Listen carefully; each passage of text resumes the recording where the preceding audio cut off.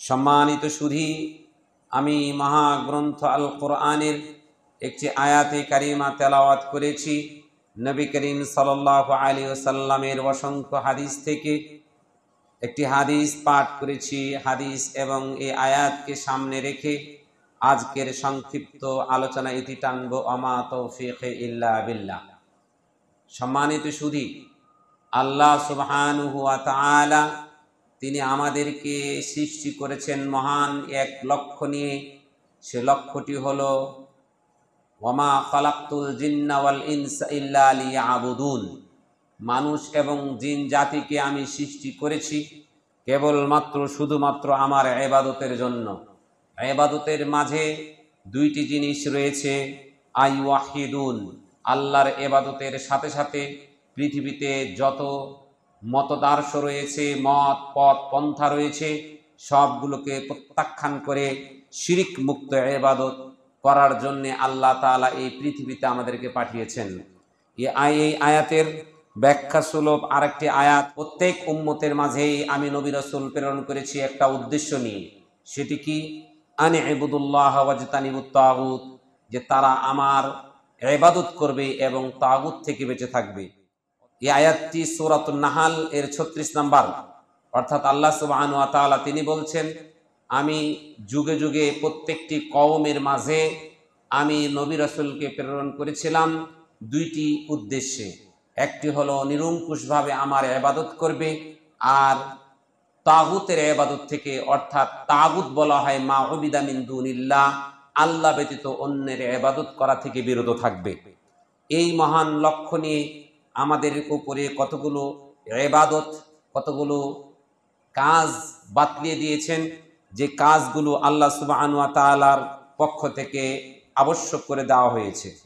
আল্লাহ তাআলা সূরাতুল আহজাবের 36 নম্বর আয়াতে বলেন, ওয়ামা কানা লিমুমিনিন ওয়ালা মুমিনাতিন ইযা কাদাল্লাহু ওয়া রাসূলুহু আমরান আইয়াকুনা লাহুমুল খিয়ারাতু মিন আমরিহিম, যে আল্লাহ এবং তার রাসূলের পক্ষ থেকে মুমিন এবং মুমিন নর এবং মুমিন নারীর উপর আল্লাহ এবং তার রাসূলের পক্ষ থেকে যে নির্দেশ দিয়ে দেওয়া হয়েছে, যে সিদ্ধান্ত দেওয়া হয়েছে, এই সিদ্ধান্তের ক্ষেত্রে কোনো বান্দা কোনো বান্দির স্বাধীনতা নেই, ইচ্ছাধীন নেই, যে সেটা করলে করবে, না করলে না করবে, এমনটা নয়।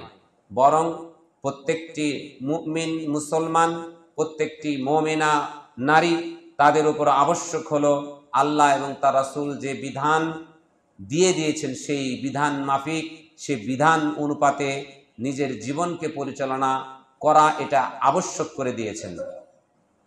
আল্লাহ বলছেন, ওমাইয়া আসিল্লাহ ওয়া রাসূলাহু, যে ব্যক্তি এই বিধিবিধানকে উপেক্ষা করবে, উপেক্ষা করে আল্লাহ এবং তার রাসূলের অবাধ্যচারণ করবে, ফাকাদ দাল্লা দালালাম মুবিনা, সে ব্যক্তি সুস্পষ্ট পথভ্রষ্টতায় লিপ্ত হবে।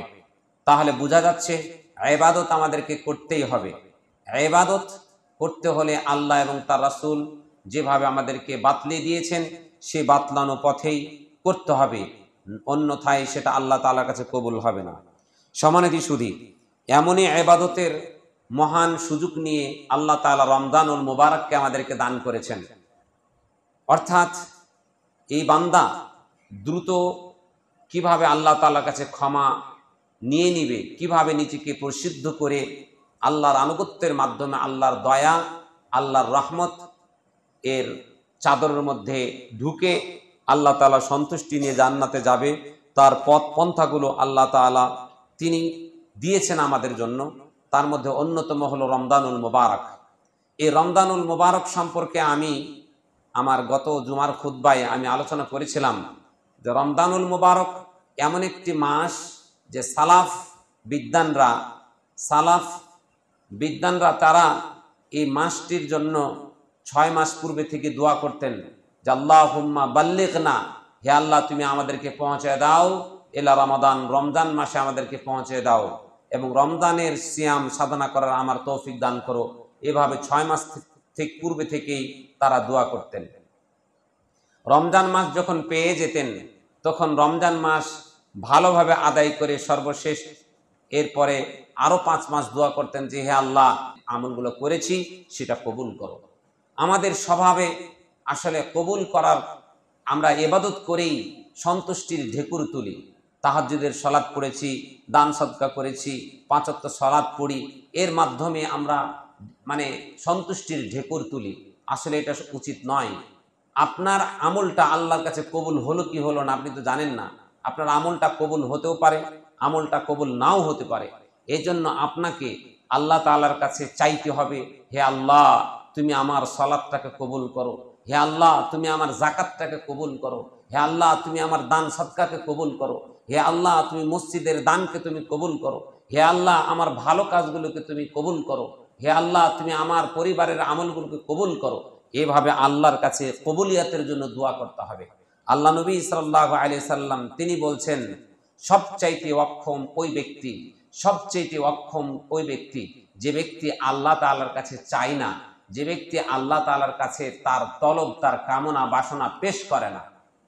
আল্লাহ নবী সাল্লাল্লাহু আলাইহি সাল্লাম তিনি কোনো ল্যাংড়া লোককে অক্ষম বলেননি, কোনো অধম লোককে অক্ষম বলেননি, কোনো কানা লোককে অক্ষম বলেননি, কোনো অধম লোককে যার 2 পা নাই, 2 হাত নাই, 2 চোখ নাই, এমন ব্যক্তিকে আল্লাহ রসুল অক্ষম বলেননি।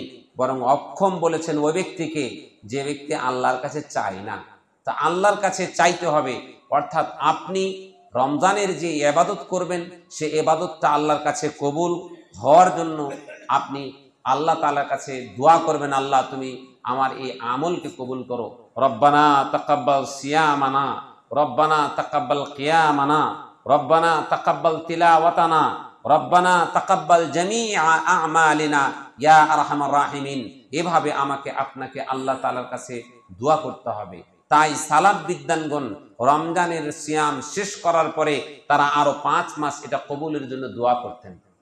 একটা উদাহরণ নেন, ইব্রাহিম আলাইহিস সালাম, তার সন্তান ইসমাইল আলাইহিস সালাম, তারা আল্লাহ তাআলার প্রেরিত খাস বান্দা, মাহবুব বান্দা। তারা সেই বাইতুল্লাহ কাবা আল মুকাররমা নির্মাণ কাজ শেষ করার পরে, নির্মাণ করার শেষ করে আল্লাহর কাছে দোয়া করছেন, আল্লাহুম্মা তাকাব্বাল, হে আল্লাহ তুমি কবুল করো, হে আল্লাহ তাকাব্বাল মিন্না, হে আল্লাহ তুমি আমাদের পক্ষ থেকে সেটা কবুল করো, ইন্নাকা সামিউন আলিম, নিশ্চয় তুমি মহাশ্রোতা, মহাশ্রবণকারী এবং মহাজ্ঞানী।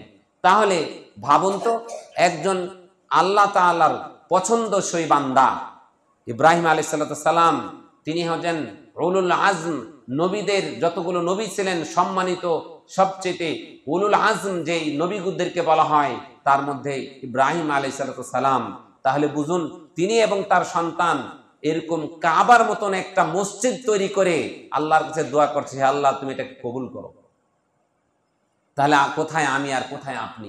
সম্মানিত সুধী, সুতরাং আমরা আমাদের যে কোনো আমল করি না কেন, আমল করার, আপনি মসজিদে 1000 টাকা দান করেছেন, দান করে বাড়িতে যাবেন আর বলবেন আল্লাহুম্মা তাকাব্বাল হাদিহি সাদাকা, হে আল্লাহ তুমি এই সদকাটাকে কবুল করো, হে আল্লাহ তুমি এই সদকাটাকে কবুল করো। আর আপনি যদি সদকা করে যদি তৃপ্তির ঢেকুর তোলেন, আজকে তো মেরে দিছি, ছক্কা মেরে দিছি, এই ঢেকুর তুলে আপনার কোনো কাজ হবে না। এই দানটা আল্লাহর কাছে কবুল নাও হতে পারে না। অর্থাৎ দান করে, আমল করে এটা কবুলিয়াতের জন্য আল্লাহর কাছে চাইতে হবে। সম্মানিত সুধী, আমি আপনি যে আমল করি না কেন, এই আমলটা আল্লাহ তাআলার কাছে কবুলিয়াতের জন্য আল্লাহর কাছে চাইতে হবে, কাঁদতে হবে, চোখের পানি ঝরিয়ে আল্লাহর কাছে কাঁদতে হবে, আল্লাহ তুমি এই আমলটাকে কবুল করো। সম্মানিত সুধী, আমরা সালাফদের কাছে আরো দেখতে পাই যে তারা এই রমজানকে কেন্দ্র করে তারা কিছু প্রস্তুতি গ্রহণ করত। প্রস্তুতির মধ্যে হতে একটা প্রস্তুতি ছিল, যদি কারো ছুটে যাওয়া রোজা থাকতো, সিয়াম থাকতো, তাহলে সেই ছুটে যাওয়া সিয়ামটা এই শাবান মাসের মধ্যে শেষ করত। আয়েশা রাদিয়াল্লাহু তাআলা আনহা তিনি বলেন যে আমার যখন কোনো রোজা ছুটে যেত, আমি অন্য সময় আদায় করতে না পারলে সর্বশেষ আমি এই শাবান মাসে এই সিয়ামগুলো আদায় করে নিতাম। এই রমজানের পূর্বের মাস শাবান, এটা এমন একটি মাস, আল্লাহ নবী সাল্লাল্লাহু আলাইহি ওয়াসাল্লাম এই মাসে সবচেয়ে বেশি রোজা রাখতেন। জিজ্ঞাসা করা হয়েছিল, হে আল্লাহ রাসূল, আপনাকে তো এই মাসের ন্যায় অধিক এত বেশি রোজা রাখতে আর দেখি না, আল্লাহ নবী কি বলেছেন? আল্লাহ নবী বলেছেন যে এই মাসে বান্দার আমলকে আল্লাহ তাআলার কাছে পেশ করা হয়, আর আল্লাহ তাআলার কাছে যে আমলটা আমার পেশ করা হচ্ছে, এই আমলের মধ্যে আমার সিয়াম নামক ইবাদত দ্বারা যেন সজ্জিত থাকে, তাই আমি এই মাসে আমি বেশি বেশি সিয়াম সাধনা করি। তাহলে সামনে রমজান আসছে। এই রমজান এমন একটি মাস যে মাসে কোরআনুল কারীম নাজিল হয়েছে। যে কোরআনুল কারীম এটি হেদায়েতের একমাত্র পথ এবং পন্থা, গাইডলাইন। এই কোরআনুল কারীম আমাদেরকে আল্লাহ তাআলা রহমত হিসেবে দিয়েছেন। তিনি এই কোরআন আমাদেরকে যদি না দিতেন তাহলে তো আমরা হেদায়েতই পেতাম না। হুদাল লিন্নাস, এই কোরআন হচ্ছে মানুষের হেদায়েতের গাইডলাইন। মানুষ এখান থেকে তার মানবতাগুলো খুঁজে পাবে, আর মানুষের মধ্যে যখন মানবতা প্রতিষ্ঠিত হবে তখন সমাজের মধ্যে শান্তি ফিরে আসবে। তো এই কোরআনুল কারীম এই রমজান মাসে অবতীর্ণ হয়েছে। এই কোরআনুল কারীম এর বরকতে, এই কোরআনের বরকতে আল্লাহ তাআলা এই মাসটাকে একটা ফজিলতপূর্ণ মাসে রূপান্তরিত করেছেন। এই মাসে এমন একটি রাত্র রয়েছে যেই রাত্রটি বলা হয় লাইলাতুল কদর। আর এই লাইলাতুল কদরের এত মর্যাদা, খায়রুম মিন আলফি শাহর, 1000 মাসের চেয়ে উত্তম। কেন? এই রাত্রে কোরআন নাজিল হয়েছে। এই জন্য সালাফ বিদ্বানরা বলেন যে 12 মাসের মধ্যে রমজান মাসের শেষ দশকের রাত্রগুলো আল্লাহ তাআলার কাছে সবচেয়ে শ্রেষ্ঠ রাত্র, এবং জিলহজ মাসের 1 তারিখ থেকে 10 তারিখ পর্যন্ত দিনগুলো আল্লাহর কাছে সবচেয়ে শ্রেষ্ঠ। সুতরাং এই দিনগুলো এবং এই রাত্রগুলো তোমরা বেশি বেশি তোমরা আল্লাহর আনুগত্যশীল হও, আল্লাহর আনুগত্যের মধ্যে ফিরে যাও। সম্মানিত সুধী, কিন্তু বড় দুঃখের বিষয়, আফসোসের বিষয়, এই জাতি এই রমজানের শেষ দশকে মার্কেটকে গরম করে ফেলে, আর জিলহজ মাসের 1 তারিখ থেকে 10 তারিখ পর্যন্ত এই জাতি গরুর বাজারকে গরম করে ফেলে। গরু কিনতে যাব, পরিকল্পনা আগে থেকেই 3 দিন 4 দিন 5 দিন এই হাট ওই হাট ঘোরাফেরা করতে করতে ইবাদতের সুযোগই নেই। আর রমজানের শেষ দশকে এই মার্কেট ওই মার্কেট, এই মার্কেট ওই মার্কেট, বিভিন্ন মার্কেটে ঘোরাঘুরির মাধ্যমে আমরা এভাবে আল্লাহ তাআলা যে আমাদের হায়াত এবং মৌতকে আল্লাহ তাআলা তিনি দান করেছেন, কেন? আমাদেরকে পরীক্ষা করার জন্য। লিয়াবলুয়াকুম আইয়ুকুম আহসানু আমালা, তোমাদের মধ্যে উত্তম আমলে সবচাইতে উত্তম কে, এটা যাচাই করে নেওয়ার জন্য, এটা পরীক্ষা করে নেওয়ার জন্য আল্লাহ তাআলা আমাদেরকে তিনি হায়াত এবং মৌত নামক অধ্যায় আমাদেরকে দান করেছেন। অথচ দেখুন, আমরা ভালো আমলের ক্ষেত্রে, সৎ আমলের ক্ষেত্রে তেমন একটা আগ্রহী নই। সম্মানিত সুধী, সুতরাং সেই সালাফদের নীতি আমাদেরকে গ্রহণ করতে হবে। সালাফরা তারা যখনই রজব মাস আসতো তখন তারা এই রজব মাসকে তারা গণনা করত যে এটা হলো শাহরুজ জারা, অর্থাৎ রজব মাস আসলেই তারা মনে করত এই মাসটা হলো বীজ বপনের মাস, বীজ বপনের মাস, প্রস্তুতি নিত। আর যখন শাবান আসতো তখন ওই মাসটাকে বলতো শাহরুস সাকি, অর্থাৎ শাবান মাস হলো পানি দিয়ে ওই গাছটাকে পরিচর্যা করার মাস।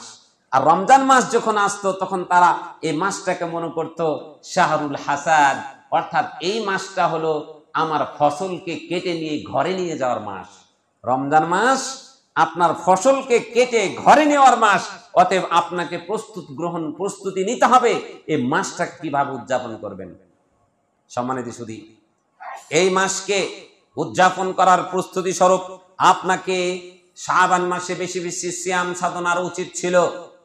শাবান মাসে বেশি বেশি সিয়াম পালন করার মাধ্যমে আল্লাহ নবী সাল্লাল্লাহু আলাইহি ওয়াসাল্লাম, সাহাবায়ে কেরাম তারা এই মাসে বেশি বেশি সিয়াম পালন করতেন। জিজ্ঞাসা করা হলে তারা বলতো যে আমার একটা প্রস্তুতির ব্যাপার আছে, আমি যেন অভ্যস্ত হয়ে যাই সিয়ামের সাথে, আমি যেন অ্যাডজাস্ট হয়ে যাই। রমজান মাসের সিয়াম আমাকে যেন কোনোভাবে আমার সাথে যেন শরীরের সাথে খাপ না খেয়ে আমি যেন আমার কাছ থেকে সিয়ামটা ছুটে না যায়, অর্থাৎ সিয়ামের সাথে যেন আমি অ্যাডজাস্ট হয়ে যাই। আমার 30টা 29টা যেই রোজাই হোক না কেন আমি যেন পরিপূর্ণভাবে আদায় করতে পারি। এই জন্য এই মাসে বেশি বেশি করে সিয়াম পালন করে আমি অভ্যাস তৈরি করছি। আল্লাহ নবী সাল্লাল্লাহু আলাইহি ওয়াসাল্লাম তাই বলছেন, যে ব্যক্তি মান সামা ইয়াওমান যে ব্যক্তি একদিন আল্লাহ তাআলাকে রাজি খুশি করার জন্য সিয়াম সাধনা করলো, আল্লাহ নবী বলছেন ওই ব্যক্তিকে জাহান্নাম থেকে প্রায় 50,000 বছরের রাস্তা থেকে তাকে দূরে, 70 খরিফান 50 খরিফান এভাবে বলা হয়েছে।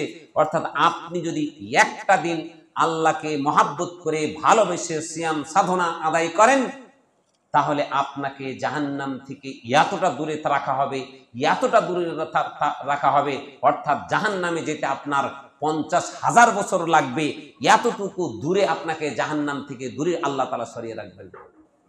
আল্লাহ নবী সাল্লাল্লাহু আলাইহি ওয়াসাল্লাম তিনি বলছেন, আনাবি হুরায়রা রাদিয়াল্লাহু তাআলা আনি নবী সাল্লাল্লাহু আলাইহি ওয়াসাল্লাম কাল কুল্লু আমাল ইবনে আদম, প্রত্যেকটি আমল বানি আদমের জন্য, ইল্লা সাওম, শুধুমাত্র সাওম আমার জন্য, ফাইন্নাহু লি, এটা আমার জন্য, ওয়া আনা আজজি বিহি, এর প্রতিদান আমি দান করব। কেন? এই পৃথিবীবাসী যত আমল করে, যত ইবাদত করে, ও হজ করলে হাজারো মানুষের সাথে সাক্ষাৎ হয়, ও দান সদকা করলে কেউ যদি না জানে, যাকে দান করছে সেও জানে। আজকে মসজিদে আপনারা অনেকে সালাত আদায় করতে এসেছেন, হাজারো মানুষ না দেখলো 200-300 মানুষ আপনাকে দেখেছে, আসছেন যাবেন, এবং আপনার পরিস্থিতি সম্পর্কে মানুষ অভিহিত। আপনার এমন কোন আমল নেই যে আমল অন্য মানুষ দেখার সুযোগ নাই, অর্থাৎ প্রত্যেকটি আমল অন্য কেউ না কেউ আপনার আমলটা দেখছে। কিন্তু সাওম নামক ইবাদত, এটি এমন একটা ইবাদত যে ইবাদতে সবচেয়ে বেশি ধৈর্য লাগে, আর যেই ইবাদতে সবচেয়ে বেশি ধৈর্য লাগে ওই ইবাদতটা আল্লাহ তাআলা সবচেয়ে বেশি পছন্দ করেন। সবচেয়ে বড় ইবাদত করতে গিয়ে যেই ইবাদতে সবচেয়ে ধৈর্য লাগে সে ইবাদতের নাম হলো সাওম। আর দ্বিতীয় নম্বর ধৈর্যের যেইটাতে লাগে সেটি হলো হজ। আপনার সবচেয়ে বেশি ধৈর্যের ব্যাপার হলো সাওম। কেমন ধৈর্য? আপনার ঘরের মধ্যে হালাল রিজিক আছে, হালাল স্ত্রী রয়েছে, তারপরে আপনি দিনের বেলায় সেটা গ্রহণ করছেন না। কেন? মহাব্বতে, আল্লাহ তাআলার মহাব্বতে। এই জন্য সাওম আপনার জন্য কাল কিয়ামতের দিন সুপারিশ করে বলবে, ইন্নী মানাতুহু আনিত তুআম ওয়াশ শারাব ওয়াশ শাহওয়াত, আমি হে আল্লাহ এই ব্যক্তিকে, রোজাদার ব্যক্তিকে আমি খাদ্য পানীয় থেকে দূরে সরে রেখেছিলাম। কেন? ওয়া শাহওয়াতুহু, তার মনোপ্রবৃত্তি থেকে তারে আমি সরিয়ে রেখেছিলাম। সুতরাং তুমি তাকে জান্নাতে দাও। আল্লাহর কাছে সাওম নামক ইবাদতটা সুপারিশ করবে। আল্লাহ নবী সাল্লাল্লাহু আলাইহি সাল্লাম বলছেন, লাখুলুফু ফামিস সাইমি আতিয়াবু ইনদাল্লাহি মিন রিহিল মিস্ক, বান্দার মুখের দুর্গন্ধ, অর্থাৎ সায়েম রোজাদার তার মুখের যে দুর্গন্ধ সেটা আল্লাহ তাআলার কাছে মিসকে আম্বারের চেয়ে অধিক সুগন্ধময়। কেন? কারণ আপনি আল্লাহর আনুগত্য করতে গিয়ে আপনার মুখের দুর্গন্ধ বেরিয়েছে। সম্মানিত সুধী, আল্লাহ নবী সাল্লাল্লাহু আলাইহি ওয়াসাল্লাম এই হাদিস দ্বারা এটাই স্পষ্ট করে বলছেন যে তুমি ইসলামের বিধিবিধান পালন করতে গিয়ে তুমি যত রকমের হেনস্থার শিকার হও না কেন, যত রকমের তোমার কাছ থেকে মানে দুর্গন্ধময় কোনো কিছু বের হোক না কেন, এটা আল্লাহ এবং তার রাসূলের আনুগত্য হওয়ার কারণে সেটি মিসকে আম্বারের সাথে তুলনা করা হয়েছে। সম্মানিত সুধী, সুতরাং আপনার ইহকাল প্রকৃত সময় নয়, প্রকৃত সময় হচ্ছে পরকাল। কারণ ইহকাল পরকালের তুলনায় একেবারে ইহকালটা তুচ্ছ। আল্লাহ নবী সাল্লাল্লাহু আলাইহি সাল্লাম বলছেন, এই সাগরে তুমি যাও, সাগরে গিয়ে একটা আঙ্গুল চুপানি দিয়ে তুমি আঙ্গুলটা উপরে উঠিয়ে দেখো তো কতটুকু পানি নিতে পেরেছো। 2 ফোঁটা, 3 ফোঁটা, সর্বোচ্চ 4 ফোঁটা, এর বেশি তুমি নিতে পারো নাই। এই সাগর থেকে পানি তুমি যেমন 3 ফোঁটা 4 ফোঁটার বেশি নিতে পারো না, অনুরূপভাবে এই পৃথিবীটা তোমার কাছে এমনই সময়, অর্থাৎ এই সাগরের তুলনায় এই সামান্য 2-3 ফোঁটা সময় তুমি এই পৃথিবীতে পাবে। অতএব এই পৃথিবীটাকে তুমি আল্লাহর আনুগত্যে কাটাও, রাসূলের আনুগত্যে কাটাও। আর আল্লাহ এভাবেই বলছেন, ওয়ামাই ইউতিইল্লাহা ওয়া রাসূলাহু ফাকাদ ফাযা ফাওজান আযীমা, যে ব্যক্তি আল্লাহ এবং তার রাসূলের আনুগত্যে তার জীবনকে কাটালো তার জন্য মহান সফলতা রয়েছে, ফাওজান আযীমা, মহান সফলতা রয়েছে। সম্মানিত সুধী, সুতরাং রমজানের সিয়াম যেন ছুটে না যায়। এজন্য আমরা রমজান মাসের পূর্বে এই শাবান মাসে কিছু কিছু রোজা রেখে আমরা প্রস্তুতি গ্রহণ করব। এই রমজানের প্রস্তুতিমূলক আরেকটি প্রস্তুতি হলো কিয়ামুল লাইল। কিয়ামুল লাইল কি জিনিস? আল্লাহ নবী বলছেন, মান কামা রমাদানা ঈমানান ওয়া ইহতিসাবান গুফিরা লাহু মা তাকাদ্দামা মিন যামবি। যে ব্যক্তি রমজান মাসের কিয়াম করলো, 1 তারিখ থেকে 30 তারিখ পর্যন্ত কিয়াম করলো, ঈমানান ঈমানের সাথে, ওয়া ইহতিসাবান এবং ইহতিসাবের সাথে।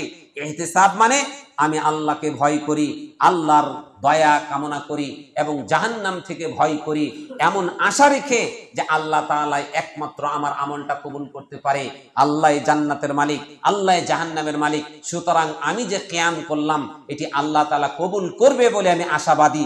এমন আশা রেখে কেউ যদি এই কিয়াম করে, আল্লাহ নবী বলছেন গুফিরা লাহু মা তাকাদ্দামা যামবি। এমন মহান ইবাদত যেন আপনার কাছে ছুটে না যায়। এই জন্য আপনি এই শাবান মাসে আপনি মাঝে মধ্যে তাহাজ্জুদের সালাত পড়েও আপনি অভ্যাস গড়ে তুলবেন যেন আপনার সালাতুত তারাবি ছুটে না যায়। আব্দুল্লাহ ইবনে আবি কাইস হতে বর্ণিত, তিনি বলেন, কালাত লি আয়েশাতু, আয়েশা রাদিয়াল্লাহু তাআলা আনহা আমাকে বলেছেন, লা তাদা কিয়ামাল লাইলি, তোমরা কিয়ামুল লাইলকে ছাড়ো না। ফা ইন্না রাসূলুল্লাহ সাল্লাল্লাহু আলাইহি ওয়াসাল্লাম কানা লা ইয়াদারুহু, আল্লাহ নবী সাল্লাল্লাহু আলাইহি ওয়াসাল্লাম এই কিয়ামুল লাইলকে তিনি ছাড়তেন না। ওয়া কানা ইদা মারিদা, তিনি যখন অসুস্থ হতেন, আও কাসিলা, অথবা তিনি তাকে তার একটু মানে আলস্য ভাব মনে করতেন, সাল্লা কাঈদান, তখন তিনি বসে বসে সালাত আদায় করতেন। তারপরে তিনি এই তাহাজ্জুদের সালাত তিনি ছাড়তেন না। আল্লাহ নবী সাল্লাল্লাহু আলাইহি সাল্লাম তাহাজ্জুদের সালাতকে এত দীর্ঘ করতেন যে তার পা ফুলে যেত। জিজ্ঞাসা করতো, ইয়া রাসূলুল্লাহ, গুফিরা গাফারাকাল্লাহু মিন মামা তাকাদ্দামা ওয়া মা তাআখার, আপনার পূর্বের পরের সবই গুনাহ তো মাফ করে দেওয়া হয়েছে, তাহলে আপনি এত দীর্ঘ ইবাদত করছেন, তাহাজ্জুদের সালাত করছেন, কারণটা কি দরকার? আল্লাহ নবী বলতেন, আফালা আকুনা আবদান শাকুরা, আমি কি আল্লাহর কৃতজ্ঞ বান্দা হব না? আল্লাহ আমাকে এতগুলো নিয়ামত দিয়েছে, আমাকে নবী হিসাবে আল্লাহ পৃথিবীতে পাঠিয়েছে, কত নিয়ামত আমাকে দিয়েছেন। এই নিয়ামতের শুকরিয়া স্বরূপ আমি আল্লাহকে শুকরিয়া, আমি আল্লাহর কাছে শুকরিয়া জ্ঞাপন করব কি দিয়ে? আমি ইবাদতের মাধ্যমে আল্লাহর শুকরিয়া জ্ঞাপন করছি। দোস্ত, আপনাকে বলছি, আপনি আপনার মাথা থেকে পা পর্যন্ত একটু দেখুন তো কত নিয়ামত দিয়ে আল্লাহ তাআলা আপনাকে সাজিয়ে রেখেছেন। আপনার চেহারাটা কত সুন্দর করেছেন, আপনার নাকটা যেখানে প্রয়োজন সেখানে লাগিয়েছেন। আল্লাহ তাআলা কি বলছেন যে মানুষকে আমি খালাকনাল ইনসানা ফি আহসানি তাকওয়িম, আমি মানুষকে উত্তম অবয়ব দিয়ে সৃষ্টি করেছি। নাকটা এমন জায়গায় আছে, চোখটা, মুখটা এমন সুন্দর করে আল্লাহ তাআলা সৃষ্টি করেছেন যে নিয়ামতের কথা একটু ভাবুন, যে আপনার এই চোখ দুটো যদি পিছনে থাকতো বা নাকটা যদি পিছনে থাকতো আর চোখটা যদি সামনে থাকতো, তাহলে একটা খাবার এটা ভালো আছে না নষ্ট হয়ে গেছে দেখার জন্য আপনি কি করতে হতো? পিছন দিকে আপনাকে নিয়ে দিয়ে ওই নাকে গ্রান নিয়ে এরপরে সামনে এসে খেতে হতো। আল্লাহু আকবার। আল্লাহ তাআলা এমন ভাবে নাক এবং চোখকে সেট করে দিয়েছেন, আমি চোখ দিয়ে দেখব, মুখে আমি দিব। আপনি যদি মুখে দিতে যান, নাক আপনাকে সিগন্যাল দিবে, এই তাআম হাদা তাআমুন ফাসিদ, এই খাদ্যটা নষ্ট হয়ে গেছে, তোমার জন্য উপযোগী নয়।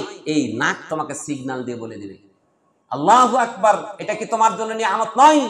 অন্য প্রাণীকে দেখো, প্রত্যেকটি পৃথিবীতে যত প্রাণী আছে সবগুলোকে মাথা নিচু করে খেতে হয়, মুখ পেতে, মাথা পেতে খেতে হয়। আল্লাহ তোমাকে এমন নিয়ামত দান করেছেন যে তোমাকে খাবার গ্রহণ করার জন্য মাথা নত করতে হয় না। আল্লাহু আকবার। মাথা নত করতে হয় না। আল্লাহ সুবহানাহু ওয়া তাআলা তোমাকে এমন কতগুলো বিষয় দিয়েছেন। সবচাইতে বান্দার বড় নিয়ামত হলো বিবেক। এই বিবেক নামক একটা ডিভাইস আল্লাহ তাআলা দান করেছেন। ভাবুন তো, এই চেহারার মধ্যেই, আপনার মুখের মধ্যেই একটা গোস্তের টুকরা, এই গোস্তের টুকরাটাকে আপনি কি মনে করেন? আপনার এই গোস্তের টুকরা জিহ্বার এর কৃতজ্ঞতা করে তা শেষ করতে পারবেন না। গাল হচ্ছে একটা গোস্তের টুকরা, জিহ্বাও একটা গোস্তের টুকরা। জিহ্বাটা যে কত বড় নিয়ামত, আপনার বিশ্বাস না হলে আপনি একটা আপেল কাটবেন, আপেল কেটে জিহ্বার স্বাদটা গালে ঘষেন তো, আপেলটা কেটে গালের মধ্যে একটু ঘষাঘষি করেন তো, আজীবন কি আপেলের স্বাদ পাবেন? এটাও তো চামড়া, গোস্তের টুকরা, গালটাও আপনার গোস্তের টুকরা, জিহ্বাটাও আপনার গোস্তের টুকরা। তাহলে আল্লাহ তাআলা জিহ্বা নামক একটা লিসান, একটা কি বলবো, একটা অঙ্গ আল্লাহ তাআলা দান করেছেন। এটার নিয়ামত করেই তা আপনি শেষ করতে পারবেন না। আল্লাহু আকবার। আপনি যে সার্বক্ষণিক যে আল্লাহ তাআলার পক্ষ থেকে দেওয়া অক্সিজেন নিচ্ছেন, অক্সিজেন কি জিনিস? আপনি হাসপাতালে গিয়ে যার সকাল বেকার অক্সিজেন লাগে, লেবুনাইজার লাগে, ওই যে শ্বাসকষ্টের কারণে অক্সিজেন লাগে, তাকে জিজ্ঞাসা করেন যে অক্সিজেন কতটা দামি জিনিস। আপনি তাকে জিজ্ঞাসা করেন, ফ্রি আপনি পাচ্ছেন, ফ্রি পাচ্ছেন। আল্লাহু আকবার। কত অক্সিজেন আপনি আপনার জীবনে শেষ করছেন, এগুলো নিয়ামত। অতএব এই নিয়ামতের শুকরিয়া স্বরূপ শুধু আপনি 5 ওয়াক্ত সালাত দিয়ে আপনি শেষ করতে যাচ্ছেন। আপনার জীবনে নফল কোনো সিয়াম নাই। আল্লাহ নবী সাল্লাল্লাহু আলাইহি ওয়াসাল্লাম সোমবারের সিয়াম পালন করতেন, বৃহস্পতিবারের সিয়াম পালন করতেন। আল্লাহ নবী সাল্লাল্লাহু আলাইহি ওয়াসাল্লামকে বলা হয়েছিল যে ইয়া রাসূলুল্লাহ, আপনি কেন সোমবারের সিয়াম সাধনা করেন? আল্লাহ নবী বলছেন, বুইসতু ফি হাদাল ইয়াউম, বুলিতু ফি হাদাল ইয়াউম, এই দিনে আমি জন্মগ্রহণ করেছি, এই দিনে আমি আল্লাহ তাআলার পক্ষ থেকে নবী হিসেবে প্রেরিত হয়েছি। বৃহস্পতিবার আমি এই জন্য সিয়াম সাধনা করি, কারণ বৃহস্পতিবার আমল নামাগুলো আল্লাহর কাছে পেশ করা হয় কৃতজ্ঞতা স্বরূপ। এগুলো ইবাদত। আমাকে আপনাকে নিয়ামতের শুকরিয়া স্বরূপ, শুধুমাত্র নিয়ামতের শুকরিয়া। আপনি সেই বাজারে গিয়ে বড় বড় ইলিশ মাছ, গরুর গোস্ত, পারলে উটের গোস্ত, কেউ কেউ তো আবার উটের দুধও নিয়ে এসে খায়। আপনি এগুলো নিয়ে আর খাচ্ছেন, আর মুখ মুছছেন, আর বলছেন আলহামদুলিল্লাহ আলহামদুলিল্লাহ। এই আলহামদুলিল্লাহ চারানা দাম নেই। আলহামদুলিল্লাহ, আপনি সুখে থাকেন, দুঃখে থাকেন, সর্বাবস্থায় আপনাকে আলহামদুলিল্লাহ বলতে হবে।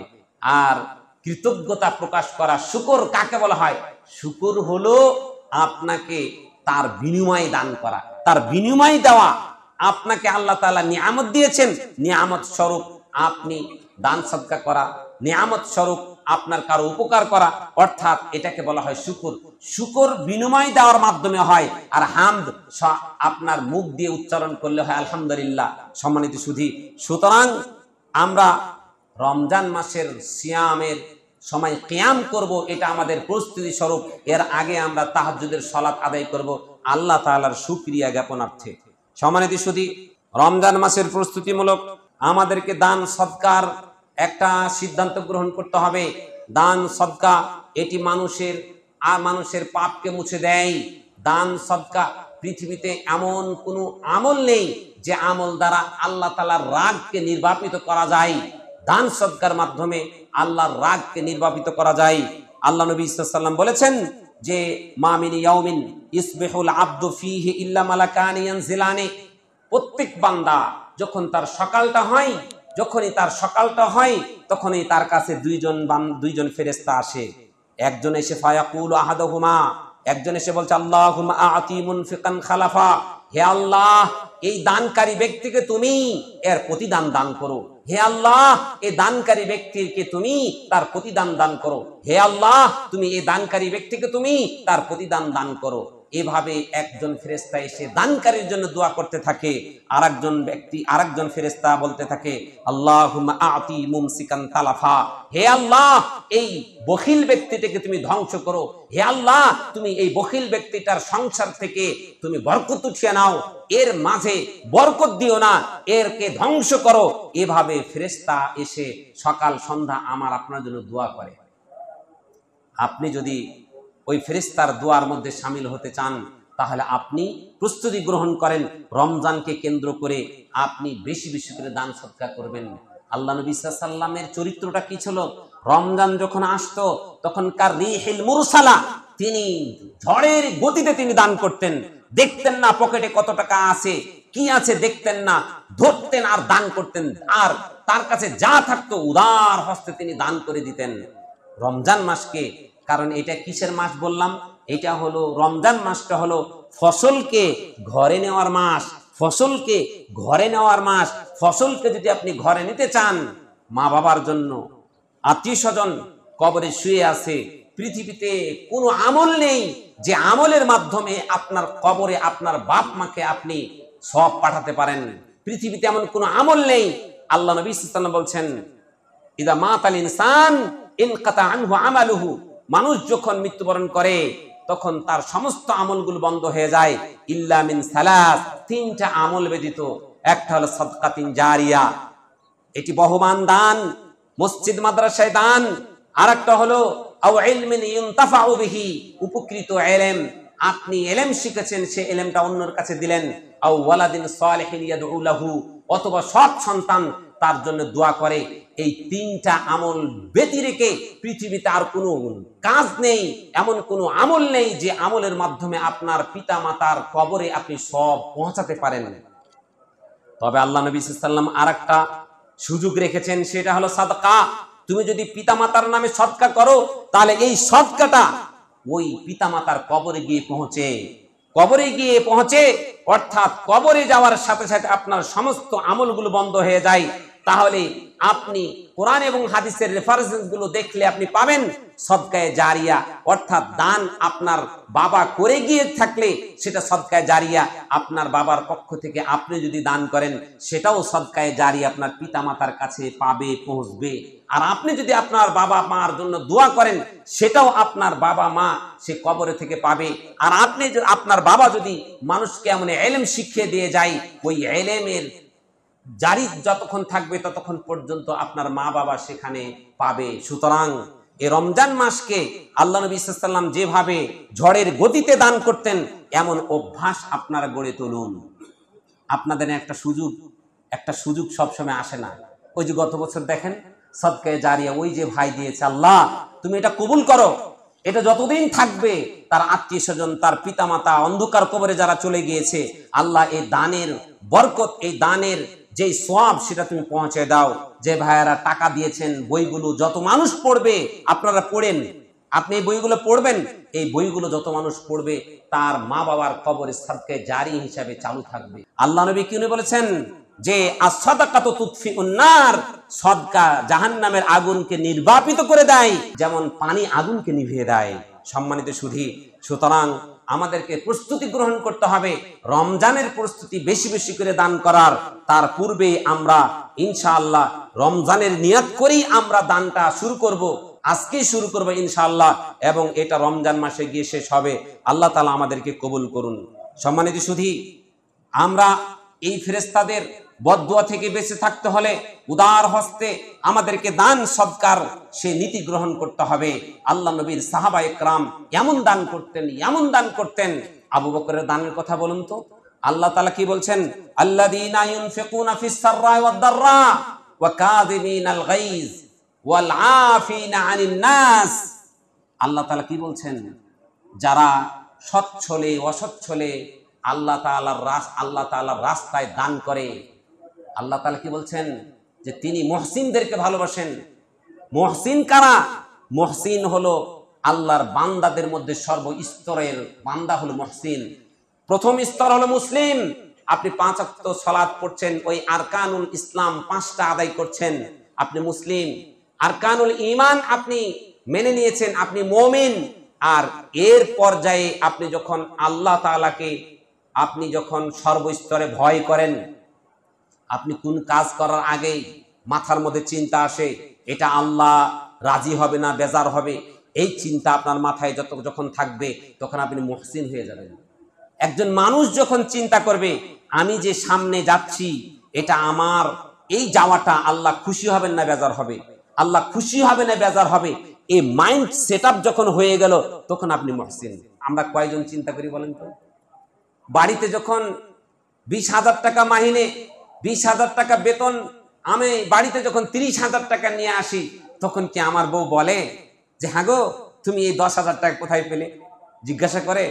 আপনার বউ কি আছে এরকম যে এই 10,000 টাকা আলাদা করে দিল, যে এই টাকা আমাকে তথ্য দিতে হবে, এই টাকা কোথায় পেয়েছো? হালাল গ্রহণের মন মানসিকতা আমাদের গ্রহণ করতে হবে। হালাল এমন একটা জিনিস যেটা ইবাদত কবুল হওয়ার শর্ত।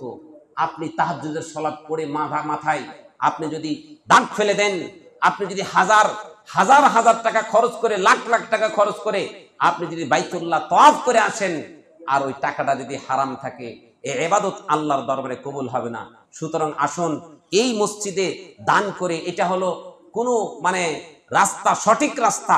দান করার উত্তম জায়গা হলো মসজিদ, মাদ্রাসা, ফকির মিসকিন, অসহায় এতিমকে, নমুসলিমকে দান করার যতগুলো রাস্তা, তার মধ্যে উত্তম পন্থা হলো এই দানগুলো। সুতরাং আমরা খেয়াল রাখবো। রমজানের প্রস্তুতি স্বরূপ আমরা এই রমজান মাসে সবচেয়ে বড় যেই কাজ প্রস্তুতি গ্রহণ করতে, সেটা হলো কোরআন শিক্ষা গ্রহণ করা। এই রমজান মাসের এত মর্যাদা, শান, শওকত। রমজানের প্রস্তুতি আমরা গ্রহণ করি খেজুরের মাধ্যমে, বুটের মাধ্যমে, ছোলার মাধ্যমে, আপেল, আঙ্গুর, কমলা, বেদানার মাধ্যমে প্রস্তুতি গ্রহণ করি। কি কি চাউল কিনবো, এই চিকন চাল খেতে হবে, এই মাছ প্রথম রোজায় এই মাছ খাবো, দ্বিতীয় রোজায় এই মাছ খাবো, তৃতীয় রোজায় এই গোস্ত খাবো, এই খাবো, সেই খাবো। রমজান মাসের বরকত, মাগফিরাত, নাজাত নেওয়ার জন্য। অথচ যার মাধ্যমে বরকত, মাগফিরাত, নাজাত আপনি এই মাসে পেলেন, সেই মাসের মাধ্যম হলো এই কোরআন। কারণ এই কোরআন যদি এই মাসে নাজিল না হতো, তাহলে এই মাসের এতটা মর্যাদা হতো না। এই মাসের মর্যাদার অন্যতম কারণ হলো এই কোরআন। আর যার কারণে এই মাসটার এত মর্যাদা, তাকে কি আপনি অবজ্ঞা করে ওই গ্লাফ আকারে আপনার ওই আলমারির উপরে রেখে দিলে আপনি কি রমজানকে মর্যাদা দেওয়া হবে? এক ভণ্ড সন্তানের কথা শুনেন। এক ভণ্ড সন্তান প্রত্যেক বছর তার বাবার এবং তার মায়ের বিবাহ বার্ষিকী পালন করে, ম্যারেজ ডে পালন করে। তো বন্ধু বান্ধবরা একদিন জিজ্ঞাসা করলো, হারে বাবা, প্রতি বছরই তো তোমার বাবার ম্যারেজ ডে পালন করো, কিন্তু মৃত্যু দিবস পালন করো না, কারণটা কি? তোমার বাবা তাহলে কি বেঁচে আছে? তোমার বাবাকে তো দেখি না। তখন বাবা সে বলছে, আমার বাবাকে খুব ভালোবাসি, খুব ভালোবাসি, ভালোবাসি, বাবাকে খেদমত করার মতন কেউ নাই, তো তাই বৃদ্ধাশ্রমে রেখে এসেছি। বলেন তো ওই সন্তান ভণ্ড না? ওই সন্তান ভণ্ড না? কারণ তার মুখের সাথে কাজের মিল নেই। বাবার মায়ের বিবাহ বার্ষিকী পালন করছে, অথচ এই বাবা এবং মাকে বেহায়া, নির্লজ্জ সে বৃদ্ধাশ্রমে রেখে মা বাবাকে কষ্ট দিয়েছে। মা বাবা যখন বৃদ্ধাশ্রমে থাকে, তাদেরকে জিজ্ঞাসা করেন যে, বাবা তুমি আমাকে এক সন্ধ্যা খাবার কম দাও, তুমি তোমার সঙ্গ দাও। মানুষ হলো সামাজিক জীব, মানুষ একজনের সাথে আরেকজন সঙ্গ থাকতে পছন্দ করে, ভালোবাসে। মানুষ কেন, পশু পাখিও একাকী ভাবে থাকতে পারে না। আপনি দেখেন, একটা সামান্য ছাগল, আপনি একাই একটা ছাগল থাকলে শুধু চিল্লাচিল্লি করে, কেমন জানি সে করে আরেকজন সঙ্গীর জন্য। আর মানুষকে কিভাবে আমরা আমাদের আত্মীয় স্বজন বন্ধনকে ছিন্ন করে আমরা সে বৃদ্ধাশ্রমে রেখে আসি। সম্মানিত সুধী, সুতরাং আপনি যদি রমজানের মর্যাদা দিতে চান, প্রকৃত মর্যাদা এ কোরআনকে দিতে হবে। এ কোরআনের সবক আমাকে আপনাকে গ্রহণ করতে হবে। রমজান মাসকে যদি আপনি সম্মান করেন, ইজ্জত করেন, প্রস্তুতি গ্রহণ করেন, তাহলে আজকে থেকে সিদ্ধান্ত নেন, সারাটা রমজান একজন শিক্ষকের আন্ডারে আমরা সারাটা রমজান এই কোরআনকে অধ্যয়ন করব, এই কোরআন পড়ব। প্রত্যেকটা হরফে 10 নেকি। রমজান মাসকে কেন্দ্র করে আল্লাহ তাআলা এই নেকিকে আরো বৃদ্ধি করে দিবেন না? রমজানের বরকতে এই সওয়াব আল্লাহ তাআলা বাড়িয়ে দিবেন না? 10টা নেকি, 2টা পড়লে 20টা নেকি, 3টা হরফ পড়লে 30টা নেকি। আপনি যদি 30 পারা কোরআনকে সহিশুদ্ধভাবে আপনি যদি খতম করতে পারেন, তাহলে আপনার কত সওয়াব হবে ভাবুন তো। এই জন্য রমজানের প্রস্তুতি স্বরূপ আমাদের সিদ্ধান্ত নিতে হবে, আমাদের যদি কোরআন অশুদ্ধ থাকে, তাহলে শুদ্ধ করে পড়ার জন্য পরিকল্পনা করতে হবে। আল্লাহ নবী কি বলছেন? ইকরাউল কোরআন, তোমরা বেশি বেশি করে কোরআন তেলাওয়াত করো। ফাইন্নাহু ইয়াতি ইয়াউমাল কিয়ামাতি শাফিআন লিআসহাবিহি, এই কোরআন কিয়ামতের দিন তোমার জন্য সুপারিশকারী হিসেবে আল্লাহর কাছে গিয়ে দাঁড়িয়ে বলবে, হে আল্লাহ, হে আল্লাহ, তুমি তাকে জান্নাতে দাও, তুমি তাকে জাহান্নামে দিও না। সে আমাকে তার ঘুমকে হারাম করে দিয়ে, মানাআতুহু আনিন নাওম, আমি তার ঘুমকে হারাম করে দিয়েছি, সে ঘুমকে হারাম করে দিয়ে আমাকে তেলাওয়াত করেছে, আল্লাহ তুমি তাকে জান্নাতে দাও। এ কথা বলে কোরআন আমার আপনার জন্য সুপারিশ করবে। সুতরাং রমজান মাসে কোরআনকে পরিকল্পনা করে কোরআন শিখার জন্য এখন থেকে প্রস্তুতি গ্রহণ করুন। সম্মানিত সুধী, আল্লাহ নবী সাল্লাল্লাহু আলাইহি ওয়াসাল্লাম তিনি রমজান মাস আসলে আত্মীয়দের সাথে সম্পর্ক বাড়িয়ে দিতেন, সম্পর্ক যাদের সাথে চলাচল ছিল, আপনার গ্রামে বোন আছে, আপনি অনেকদিন থেকে যোগাযোগ করতে পারেন নাই, ওই বোনের কাছে 2-3-4 হাজার টাকা পাঠিয়ে দেন, এটা রমজানের প্রস্তুতি। আপনার মা গ্রামে আছে, খোঁজ খবর নেন যে মা তুমি কেমন আছো, তোমার কি লাগবে। জেনে রাখুন, মা বাপ যখন মরে যায়, বোনের কাছে সবচাইতে বড় সম্পদ হলো ভাই। আজকে এই ভাইকে আলাদা করেছে এই ভাবি নামক ডাইনি, আজকে বোন থেকে ভাইকে আলাদা করে দিয়েছে, একে দেখতে পারে না। জেনে রাখুন, আপনার মান পরে সবচেয়ে আপনার কাছে আপন হবে আপনার বোন। আপনার বোনের খোঁজ খবর নিন, এটা রমজানের প্রস্তুতি। আল্লাহ নবী সাল্লাল্লাহু আলাইহি ওয়াসাল্লাম তিনি স্পষ্ট আকারে বলেছেন, লাইসাল ওয়াসিলু বিল মুকাফি, তোমার সাথে যে সম্পর্ক রাখছে তুমি তার সাথে সেই জন্য সম্পর্ক রাখছো, এটা প্রকৃতি সম্পর্ক বন্ধন অটুট রাখা নয়, বরং তুমি তার সাথে সম্পর্ক অটুট রাখো যে তোমার সাথে সম্পর্ক ছিন্ন করেছে, তুমি আগে তার সাথে আবার সম্পর্কটাকে জোড়া দাও। এটাই হলো প্রকৃত সম্পর্ক, বন্ধনে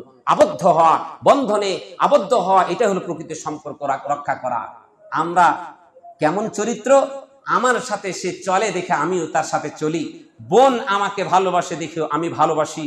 এরকম ভাই কয়জন আছো যে তোমার বইয়ের হাজারো সেই কটু মন্তব্যের পরেও বোনকে গোপনে তুমি ভালোবেসে গিয়েছো, তোমার মাকে গোপনে ভালোবেসে গিয়েছো। তোমার বোন তোমার কাছে কত বড় নিয়ামত তুমি জানো, জেনে রাখো তোমার বউ অধিকাংশই ক্ষেত্রে তোমাকে ছেড়ে চলে যাবে, তোমার কাছে ছেড়ে চলে যাবে, তোমার থেকে আরো ভালো কিছু পেলে তোমার স্ত্রী তোমাকে চলে যেতে পারে। কিন্তু বোন এটি রক্তের বাঁধন, এটা কোনোভাবে এটা কর্তৃত হতে পারে না, এটি রক্তের বাঁধন। সুতরাং আল্লাহ নবী সাল্লাল্লাহু আলাইহি সাল্লাম বলেছেন, লা ইয়াদখুলুল জান্নাহ কাতিউর রাহিম, যে ব্যক্তি আত্মীয়তা সম্পর্ক ছিন্ন করেছে সে জান্নাতে প্রবেশ করবে না। তোমার দুয়ার দরজা বন্ধ। সুতরাং আপনাদের যাদের মায়ের সাথে সম্পর্ক নাই, আজকে গিয়ে সম্পর্ক আবার নতুন করে গড়ে তুলুন। বোনের সাথে যাদের সম্পর্ক নাই, আপনি আজকে গিয়ে সে বোনের সাথে সম্পর্ক গড়ে তুলুন। চাচার সাথে যার সম্পর্ক নাই, আজকে গিয়ে যদি রমজানের বরকত মাগফিরাত নাজাত পেতে চান, তাহলে আজকে গিয়ে সে চাচার সাথে সম্পর্ক গড়ে তুলুন, ফুফুর সাথে সম্পর্ক গড়ে তুলুন। সম্মানিত সুধী, এগুলোর সাথে সম্পর্ক ছিন্ন করে আপনি রমজানের ফজিলত পাওয়ার ব্যর্থ চেষ্টা করবেন না। সুতরাং আসুন, আল্লাহ নবী সাল্লাল্লাহু আলাইহি ওয়াসাল্লাম একথাই বলছেন, প্রকৃত সম্পর্ক রক্ষা করি সে যার সাথে সম্পর্ক ছিন্ন করা হয়েছে, তার সাথে সম্পর্ক যে রাখবে সেই হলো প্রকৃত সম্পর্ক রক্ষাকারী। আল্লাহ নবী সাল্লাল্লাহু আলাইহি ওয়াসাল্লাম তিনি প্রস্তুতি স্বরূপ আমাদের উপর যেই নির্দেশনাটা দিয়েছেন সেটা হলো রমজান কেন্দ্রিক, রমজানে আমাদের 5 ওয়াক্ত সালাতকে মজবুত আকারে আদায় করার জন্য আমরা এখন থেকে 5 ওয়াক্ত সালাত মসজিদে পড়ে অভ্যস্ত হব, যেন 5 ওয়াক্ত সালাত রমজান মাসে আমরা যেন আদায় করতে পারি। আল্লাহ নবী সাল্লাল্লাহু আলাইহি ওয়াসাল্লাম তিনি বলেছেন, as-salatu yawman faqala man hafaza alayha kanat lahu nuran, যে ব্যক্তি 5 ওয়াক্ত সালাতকে ঠিক মতন আদায় করবে তার জন্য এই সালাত নূর জ্যোতি হবে, ও বুরহানান দলিল হবে, ও নাজাতান ইয়াউমাল কিয়ামতে, এবং কিয়ামতের দিন নাজাতের মুক্তির একটা পথ পন্থা হবে।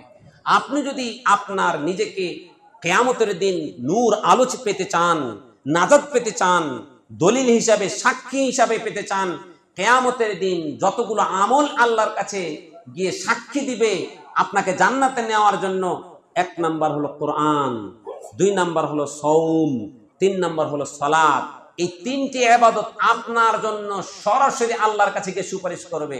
সুতরাং বুরহান নাজাত যদি পেতে চান, 5 ওয়াক্ত সালাত সঠিক সময়ে পড়ুন, সালাতের মধ্যে খুশু আনুন। খুশু কাকে বলা হয়?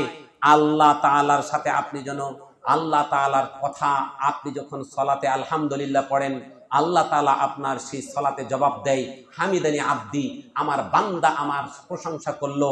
আর রহমানির রহিম যখন বলেন তখন আল্লাহ তাআলা বলেন, আসনা আলাইয়া আব্দি, বান্দা আমার গুণকীর্তন করলো।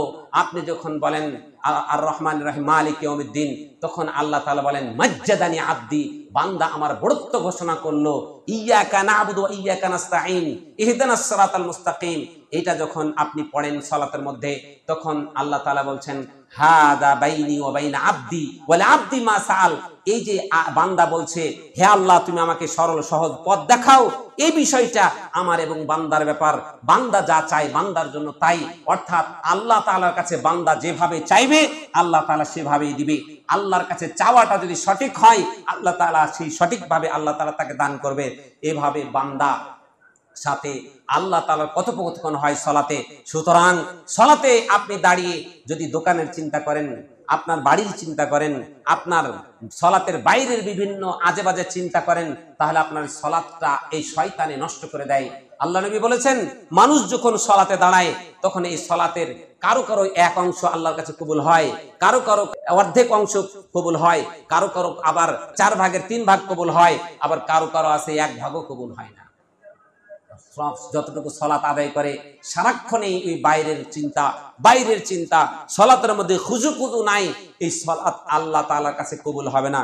সুতরাং আপনি রমজান মাসের সলাতকে পরিপূর্ণভাবে আদায় করার জন্য এখন থেকেই প্রতিজ্ঞা গ্রহণ করেন যে আমি 5 ওয়াক্ত সালাত মসজিদে গিয়ে আদায় করব, খুশু খুজুর সাথে আদায় করব।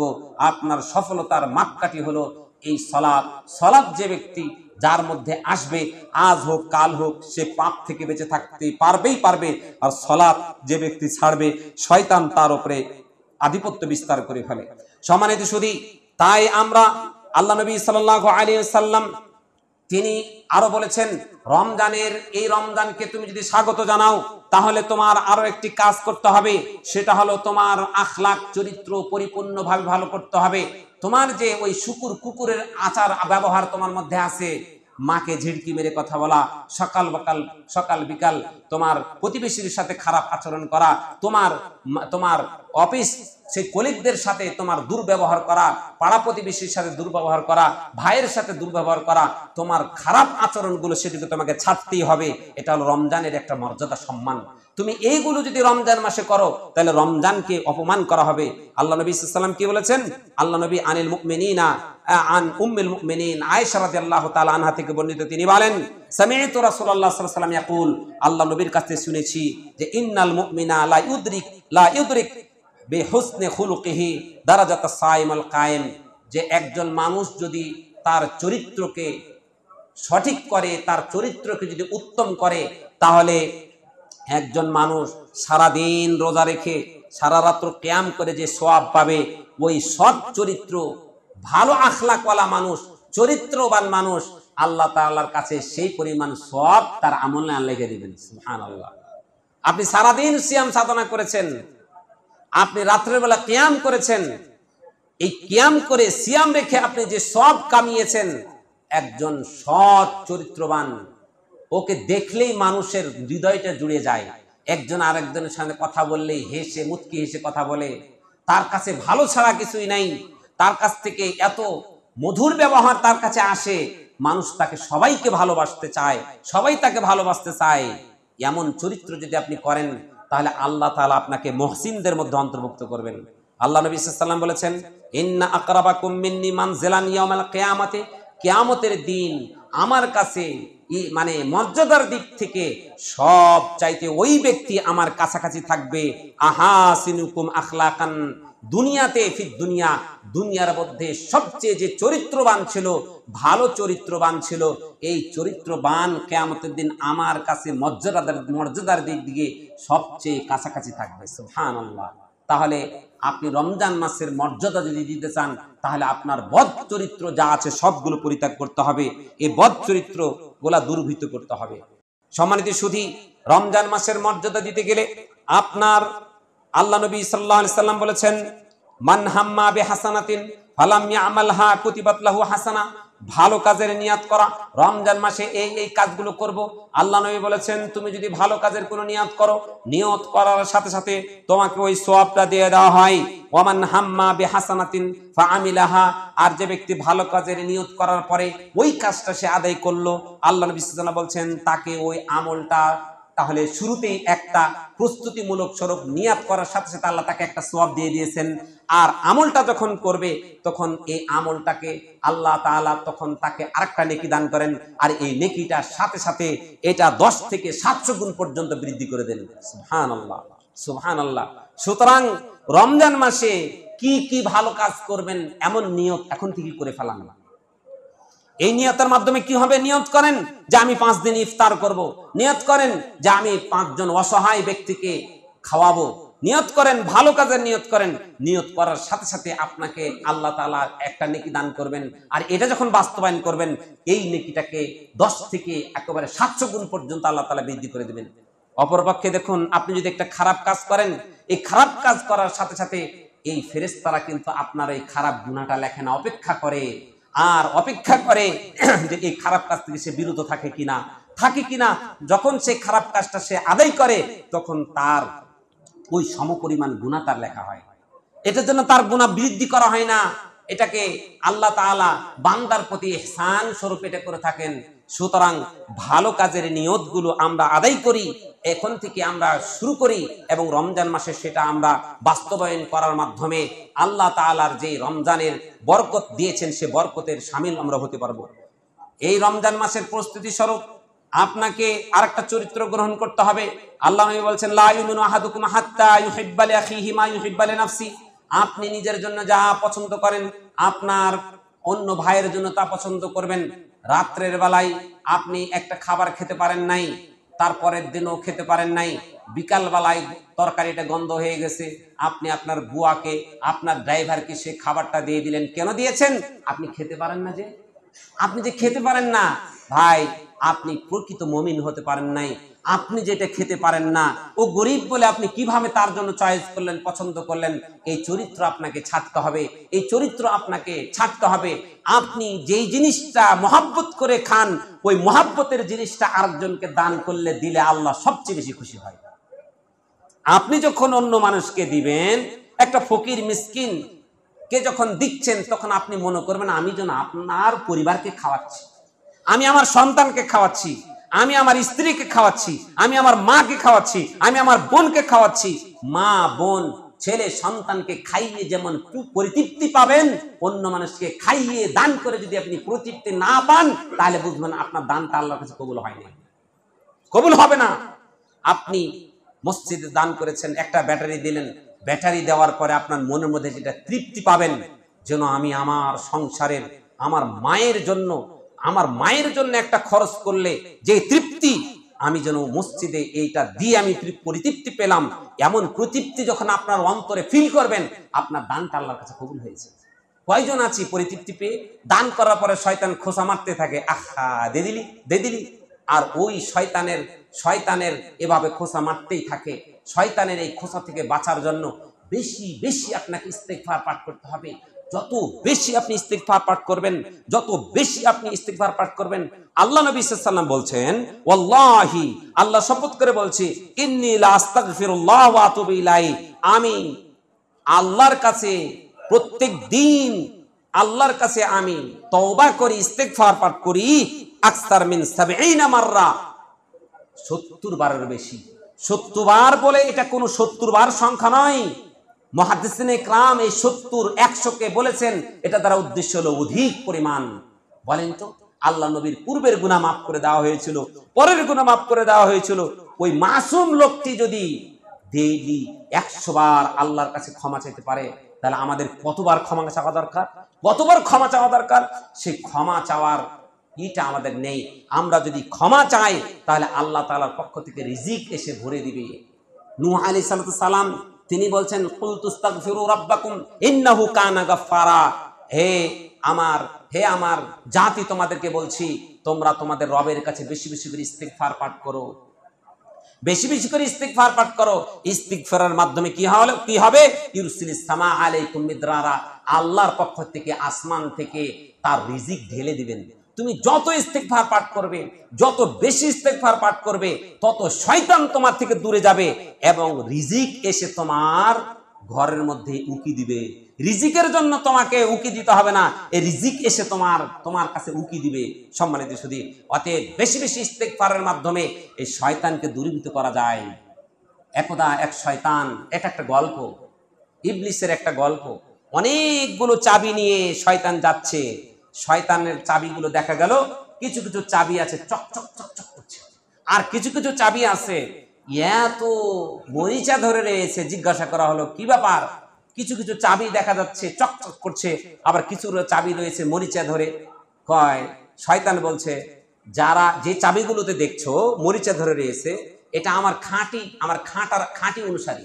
একে আমি বছরের শুরুতে একবার ঘোষা মারছি, আমি ইবলিস আমার পক্ষে চলে আসছে, আর আল্লাহ তার রসুলের পক্ষে যায় নাই। এই জন্য তাকে আর খোসা মারাও লাগে না, আর এটা এই জন্য মরিচা ধরে গেছে। ওই যে চকচক করছে এটা, ওইটা আমার ডেইলি আমার এটাকে মানে খোসা দেওয়া লাগে। না হলে এখন সকালে খোসা দিয়ে আসলাম, কতক্ষণ পরে দেখি যে আল্লাহ তার রসুলের দিকে চলে গেছে। কিসের মাধ্যমে যায়?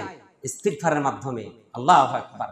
আল্লাহ নবী সাল্লাল্লাহু আলাইহি ওয়াসাল্লাম বলছেন, একটা বান্দা যখন পাপ করলো, পাপ করার সাথে সাথে সে যদি মনে করে আমার একজন রব আছে, আমার একজন রব আছে, যে রব চাইলে আমাকে শাস্তি দিতে পারেন, আবার এই রব চাইলে আমাকে ক্ষমা করে দিতে পারেন, এমন বিশ্বাস রেখে কেউ যদি পাপ করার পরে আল্লাহর কাছে ক্ষমা চায়, আল্লাহ নবী বলছেন কাদ গাফারতু লাহু, আমি তাকে মাফ করে দেই। এই পাপ করার পরে আবার কতক্ষণ আগে এই পাপটা করেছে, করে আবার সে আল্লাহর কাছে ক্ষমা নিয়ে আবার সে আল্লাহর কাছে সে আবার পাপ করে ফেলেছে, পাপ করে সে আবার সে আল্লাহর কাছে ক্ষমা চাচ্ছে। আল্লাহ নবী বলছেন, সেই ব্যক্তি ক্ষমা চাওয়ার সময় যদি তার মনের মধ্যে রাখে আমার একজন রব আছে, আমার একজন রব আছে, সে রব তিনি যদি চান তাহলে আমাকে ক্ষমা করতে পারেন, আবার তিনি চাইলে আমাকে শাস্তি দিতে পারেন, এমন বিশ্বাস রেখে কেউ যদি আমার কাছে ক্ষমা চায়, আল্লাহ নবী বলছেন কাদ গাফারতু লাহু, তাকেও আল্লাহ তাআলা ক্ষমা করে দেন। এই পাপ করার পরে ক্ষমা চেয়ে নিল, দুইবার হলো, আবার কেউ যদি আবার সে পাপের মধ্যে জড়িয়ে গিয়ে সে যদি আবার মনে মনে বলে আমার একজন রব আছেন, যিনি আমাকে চাইলে আমাকে শাস্তি দিতে পারেন, আবার যিনি চাইলে আমাকে মাফ করে দিতে পারেন, এমন বিশ্বাস রেখে কেউ যদি আবার ক্ষমা চায়, আল্লাহ নবী বলছেন তাকে আবার ক্ষমা করে দেওয়া হবে। আল্লাহ নবী বলছেন এইভাবে বান্দা যদি তার পাপ করতেই থাকে আর এভাবে ক্ষমা চাইতেই থাকে, আল্লাহ তাআলা তাকে এভাবেই ক্ষমা করতে থাকেন। এবং আল্লাহ বান্দার এই যখন ইস্তিগফার পাঠ করে তখন কতটা খুশি হয় জানেন? আল্লাহ নবী সাল্লাল্লাহু আলাইহি ওয়াসাল্লাম মুসলিম শরীফের একটা হাদিসে বলেছেন, দৃষ্টান্ত দিয়ে বলেছেন যে একটা সফরকারী তার বাহন নিয়ে মরুভূমিতে পথ চলছে, তার বাহনের মধ্যে খাদ্য আছে, পানি আছে, তার রাস্তায় দীর্ঘ পথ, সে নিজে চাইলেও ওই রাস্তাতে চলতে পারবে না, উত্তপ্ত মরুভূমি, বালু, এখান দিয়ে মানুষ চলতে পারে না। সে উটের মাধ্যমে সে পথ চলে, তার ক্লান্ত শ্রান্ত হয়ে কোনো এক জায়গায় সামান্য একটি ছায়ার কাছে সে বসে বিশ্রাম নিচ্ছিল, বিশ্রাম থেকে উঠে দেখে তার সেই বাহনটি নাই। একেবারে হতাশ হয়ে গেছে, নিরাশ হয়ে গেছে, খোঁজাখুঁজি করার পরে ক্লান্ত শ্রান্ত হয়ে একেবারে নিরাশ হয়ে গেছে যে আমি তো আর বাঁচার কোনো রাস্তা নেই, কারণ আমার পথ চলার কোনো রাস্তা নেই, খাদ্য নেই, পানীয় নেই, আমি এই মরুভূমিতে হাঁটতে 2-4-6 মাইল আমি হাঁটতে আমি তৃষ্ণায় মরে যাব, হাঁটতে পারবো না, আমার পায়ে ফোঁসা পড়ে যাবে, বিভিন্ন রকমের বিপদগ্রস্ত হবে। সে নিরাশ হয়ে আবার শুয়ে পড়েছে। ঘুম থেকে উঠে দেখে যে তার বাহন এসে হাজির। সে বাহন দেখে আনন্দে চিত্তে সে বলে উঠল, আল্লাহ আনতা আব্দি ওয়া আনা রাব্বুকা, হে আল্লাহ আমি তোমার বান্দা, আমি তোমার রব এবং তুমি আমার বান্দা। আস্তাগফিরুল্লাহল আযীম। কুফরি কথা না? কিন্তু আল্লাহ নবী মুসলিম শরীফের হাদিসে বলেন, কে ওই যে খুশির সময়ে খুশিতে আত্মহারা হয়ে সে উল্টিয়ে দিয়েছিল, বলার কথা ছিল হে আল্লাহ আমি তোমার বান্দা, তুমি আমার রব, এ কথা বলার ছিল, কিন্তু খুশির ঠেলায়, ওর নিয়তটা সঠিক ছিল, খুশির ঠেলায় সে পাল্টে দিয়েছিল। আল্লাহ নবী বলছেন, একজন বান্দা যখন পাপ করে আল্লাহর কাছে ক্ষমা চায়, তুমি যে এই যে খুশির ঠেলায় তুমি তোমার বাক্যগুলোকে উল্টে দিয়েছো, আমি বান্দা তোমার ওই তওবাতে আমি এর থেকে বেশি খুশি হয়েছি। সুবহানাল্লাহ, সুবহানাল্লাহ। অতএব আপনি যদি প্রকৃত রমজানের এই আনুগত্য করতে চান, বরকত, মাগফিরাত, নাজাত পেতে চান, তাহলে খালেস তওবা করুন, খালেস তওবা। সুদখোরেরা সুদ ছেড়ে দেন, বেনামাজিরা নামাজি হন, বেপরদারা পর্দার মধ্যে আসেন, মায়ের সাথে যার সম্পর্ক নাই মার সাথে সম্পর্ক স্থাপন করেন, বোনের সাথে যার সম্পর্ক নাই সম্পর্ক আবার স্থাপন করেন, আপনার ভাইয়ের সাথে সম্পর্ক না থাকলে সম্পর্ক স্থাপন করেন। জেনে রাখুন, আপনার দোয়া কবুল না হওয়ার অন্যতম শর্ত হলো কাতিউর রহিম, আত্মীয়তা সম্পর্ক ছিন্নকারী জান্নাতে যাবে না, জান্নাতে যাবে না, তার দোয়া কবুল হবে না, তার দোয়া কবুল হবে না। আপনার দোয়া যদি আপনি কবুল করাতে চান তাহলে আপনার এই আত্মীয়তা সম্পর্কে ছিন্ন করে তওবা করেন। আল্লাহ তাআলা বলছেন, ইয়া আইয়ুহাল্লাযিনা আমানু তুবু ইলাল্লাহি তাওবাতান নাসুহা, হে ঈমানদারগণ তোমরা তওবায়ে নাসুহা করো। তওবা নাসুহা কাকে বলা হয়? তওবা নাসুহা করতে গেলে তিনটা শর্ত লাগে। এক নাম্বার হলো ইখলাস, আল্লাহ তাআলাকে রাজি খুশি করার জন্য তওবা করতে হবে। দ্বিতীয় নাম্বার হলো নাদাম, অনুশোচনা, আপনি যে পাপটা করেছেন এই পাপটার জন্য আপনাকে অনুশোচনা করতে হবে। অনুশোচনা করতে হবে, কি করলাম? অনুশোচনা কাকে বলা হয় বলেন তো? আপনি একটা আইফোন কিনেছেন, এই আইফোন কিনে এক সপ্তাহ পর আপনার আইফোনটা হারিয়ে গেছে, আপনার মনের মধ্যে কেমন আনচান করবে বলেন তো? কেমন যন্ত্রণা বেদনা পাবেন বলেন তো? ওই যে আপনি 70 বছর বয়সে আপনি একটা সন্তান পেয়েছেন, এই সন্তানটা মারা গেলে কেমন আপনার মনের মধ্যে আনচান করবেন বলেন তো? অর্থাৎ এই যে আনচান, মনের মধ্যে একটা অস্বস্তি পাওয়া, আপনি একটা পাপ করার পরে আপনার মনের মধ্যে একটা আনচান তৈরি হওয়া, ইস আমি এই পাপটা করে ফেললাম, আল্লাহর কাছে কি জবাব দিব? আল্লাহ যখন আমাকে এই প্রশ্ন করবেন তখন আমি কি জবাব দিব? মনের মধ্যে একটা আনচান করা, এটাকে বলা হয় নাদাম, অনুশোচনা। পাপ করে অনুশোচনা যদি আসে, এরপরে আপনি ওই পাপটা থেকে আর পাপ করবেন না বলে দৃঢ় প্রতিজ্ঞাবদ্ধ হন। এই তিনটা শর্ত যদি থাকে তাহলে ওই পাপটা ওইটা তওবাকে বলা হয় তওবায়ে নাসুহা। এই তওবায়ে নাসুহা রমজান আসার পূর্বে আপনি করুন। পূর্বে আসার আপনি যদি করতে পারেন তাহলে রমজানের যে ফজিলত, যে বরকত, যে মাগফিরাত সেগুলো পাবেন। সম্মানিত সুধী, এমনও অনেক হাদিস আমি নোট করে এনেছিলাম, সময় শেষ হয়ে গেছে। আপনাদেরকে উদাত্ত আহ্বান জানাচ্ছি, রমজানের পবিত্রতা রক্ষা করার জন্য যারা বিড়ি খান, বিড়ি খাওয়াকে হারাম, এটি হারাম, বিড়িকে বর্জন করুন। যারা এতদিন এই রমজান মাসকে কেন্দ্র করে দাড়ি ছেড়ে দিবেন আর ওই রমজানের শেষ মাথায় দাড়িকে কেটে কুরবানি করবেন, এটি আল্লাহ তাআলা রাসূলের সাথে নাফরমানি করা, এমন হারাম কাজ করবেন না। যারা সুদকে ছেড়ে দিবেন, পাপকে ছেড়ে দিবেন, আবার রমজান শেষে যদি আপনি আবার এই খারাপ অপকর্মে যদি লিপ্ত হন তাহলে জেনে রাখুন, এ রমজান একটি ইনস্টিটিউট, এ রমজান একটি বিদ্যালয়, আপনাকে পরিশুদ্ধতা দিতে এসেছে। এ রমজান আপনাকে একজন সত্যিকারের মানুষ বানাতে এসেছে। আপনি যদি রমজান শেষে আবার এই কাজগুলো করেন তাহলে জেনে রাখুন, রমজান আপনাকে কোনো শিক্ষা দিতে পারলো না। আপনি আগেও অমানুষ ছিলেন, রমজানের পরেও আপনি অমানুষ থেকে গেলেন।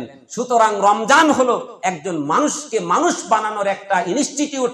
অতএব এখন থেকে সিদ্ধান্ত গ্রহণ করেন, সুদের টাকা আমি আর গ্রহণ করব না, ঘুষের টাকা আমি আর গ্রহণ করব না, হারাম কোনো উপার্জন আমার বাড়িতে আনব না, আমি পর্দার মধ্যে আসব, পিতামাতার সাথে আর কোশ্চেন কালো দুর্ব্যবহার করব না, ভাইয়ের সাথে সম্পর্ক ছিন্ন করব না, প্রতিবেশীকে আর কষ্ট দেব না, প্রতিবেশীর সাথে ভালো আচরণ করব। এইরকম কতগুলো ভালো ভালো কাজের নিয়ত করেন, রমজান মাসে বরকত মাগফিরাত আপনার জন্য আসবে এবং এই মাধ্যমে আপনি একটা আত্মপ্রসিদ্ধির রাস্তা পাবেন। আপনি কি মাদ্রাসা লাইনে আপনার সন্তানের পড়াশোনা নিয়ে চিন্তিত? মদিনা ইউনিভার্সিটি থেকে ফারিক অভিজ্ঞ মাদানী শিক্ষকদের তত্ত্বাবধানে এবং ভিআইপি আবাসিক সুবিধায় আপনার সন্তানকে কোরআন হাদিসের বিশুদ্ধ শিক্ষায় যুগ শ্রেষ্ঠ আলেম ও দায়ী ইলাল্লাহ হিসেবে গড়ে তুলতে ইসলামী শিক্ষা ও সংস্কৃতি ইনস্টিটিউট দক্ষিণ খান শাখা সবার থেকে আলাদাভাবে অঙ্গীকারবদ্ধ। শাইখ আকরামুজ্জামান বিন আব্দুস সালাম মাদানী হাফিজাহুল্লাহ কর্তৃক প্রতিষ্ঠিত ও পরিচালিত ইসলামী শিক্ষা ও সংস্কৃতি ইনস্টিটিউট দক্ষিণ খান শাখায় 2025 শিক্ষাবর্ষে বালক এবং বালিকা উভয় বিভাগে শিশু শ্রেণী থেকে দাওরায়ে হাদিস ক্লাস পর্যন্ত আবাসিক, অনাবাসিক এবং ভিআইপি আবাসিক সুবিধায় ভর্তির রেজিস্ট্রেশন শুরু হয়েছে। আলহামদুলিল্লাহ। গতানুগতিক পাঠ্যক্রম থেকে আমাদের শিক্ষা ব্যবস্থায় রয়েছে সম্পূর্ণ ভিন্নতা, কারণ আমরা অভিজ্ঞ মাদানী উস্তাদ দ্বারা শিক্ষার্থীদের পাঠদান করানো সহ মাদ্রাসা শিক্ষা বোর্ড এবং স্কুল কলেজ এর সমন্বয়ে একটি আধুনিক যুগোপযোগী সিলেবাস অনুসরণ করে পাঠদান করে থাকি। এছাড়া শিক্ষার্থীদের জন্য রয়েছে সরকারি বোর্ড পরীক্ষায় অংশগ্রহণের বিশেষ সুযোগ। আবাসিক, অনাবাসিক ও ডে কেয়ারের সাথে সাথে আমাদের রয়েছে ভিআইপি আবাসিক সুবিধা, 3 বেলা উন্নত মানের খাবার এবং এসি রুমে থাকার সুব্যবস্থা। সার্বক্ষণিক সিসিটিভির আওতায় শিক্ষার্থীরা থাকেন 24 ঘন্টা উস্তাদদের নিগরানিতে। শিক্ষার্থীদের মেধা বিকাশের লক্ষ্যে দেশ বরেণ্য ইসলামিক স্কলারগণের মাধ্যমে আমরা আয়োজন করে থাকি সাপ্তাহিক, মাসিক প্রশিক্ষণ সহ বিভিন্ন শিক্ষামূলক প্রতিযোগিতা অনুষ্ঠান। আমাদের বালিকা শাখাটি সম্পূর্ণ ডিজিটাল সিস্টেমে পরিচালিত হয়ে থাকে আলহামদুলিল্লাহ। অত্যাধুনিক প্রযুক্তি নির্ভর স্ক্রিন টিভি, সাউন্ড সিস্টেমের মাধ্যমে পাঠদান প্রদান করা হয়। কোরআন সুন্নাহর আলোকে আপনার সন্তানের বিশুদ্ধ দ্বীনী শিক্ষা নিশ্চিত করতে যে কোনো সময় ভিজিট করুন আমাদের ইসলামী শিক্ষা ও সংস্কৃতি ইনস্টিটিউট দক্ষিণ খান শাখা ক্যাম্পাস।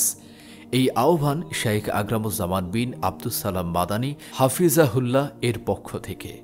দিনী ভাই বোন দেশ এবং বিদেশে আমাদেরকে দেখতেছেন বা আমাদের সম্পর্কে জানেন, তাদের উদ্দেশ্যে আমরা একটা ঘোষণা দিচ্ছি যে আমাদের উভয় শাখা, 2 শাখাতে এখন আমাদের ছাত্র ভর্তির কার্যক্রম চলতেছে এবং শিশু শ্রেণী থেকে শুরু করে একবারে দাওরা হাদিস পর্যন্ত এখানে ছাত্র ভর্তি নেওয়া হচ্ছে এবং আলহামদুলিল্লাহ সহি আকীদা এবং মানহাজের উপরে শিরক বেদাত মুক্ত শিক্ষা, বিভিন্ন ধরনের এই যে দলীয় সংকীর্ণতা মুক্ত শিক্ষা এখান থেকে দেওয়া হয়। আলহামদুলিল্লাহ আমাদের ছাত্ররা এর উপরেই গড়ে উঠতেছে। আপনারা যারা শিরক বেদাত এবং কুসংস্কার মুক্ত সহি আকীদা এবং মানহাজের উপরে আপনাদের সন্তানদেরকে গড়ে তুলতে চান, শিক্ষা দিতে চান, ইনশাআল্লাহ তাদের জন্য আমরা এটা সঠিক ঠিকানা মনে করি আপনাদেরকে আহ্বান জানাচ্ছি।